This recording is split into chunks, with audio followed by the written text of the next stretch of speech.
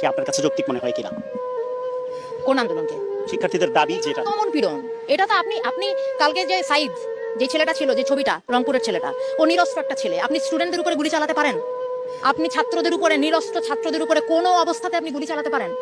এটার জবাব প্রশাসনকে দিতে হবে। বাংলাদেশের মানুষ এটা জানতে চায় যে আমরা একটা প্রাণের কথা বলবো, একটা দাবি তুলবো, আপনার সেটা পছন্দ না হতে পারে, আপনি বাহাস করেন আমার সাথে, আপনি আমাকে কথা বলতে দিবেন না, আমি কথা বলবো, আপনি গুলি করে মারবেন। ও একটা মায়ের বাচ্চা, ও একটা বোনের ভাই, আপনি ওকে মেরে ফেলছেন, এটা একটা কথা হলো? এটা কিছু হলো?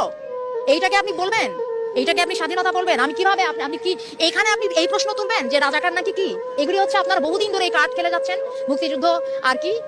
আমাদের এদের অনেকের জন্মই হয় নাই তখন, আপনারা এখন এদেরকে রাজাকার বলেন। আপনার লজ্জা করে না? আপনারা এই বাচ্চাগুলিকে এই কথাগুলি বলেন? আপনারা লজ্জা করে না যে কেন এই ছাত্র গোষ্ঠী এরকম একটা আশ্রম? আমরা কোথায় কিছু একটা ন্যায্যতার, কিছু একটা অধিকারের কথা বললে আপনারা বলেন যে রাজাকার? আরই আশ্চর্য কথাবার্তা। আমার স্বাধীন দেশে আপনি আমাকে, আমি আমার ন্যায্য অধিকারের কথা বলবো, আপনি কথায় এই আন্দোলনকে এভাবে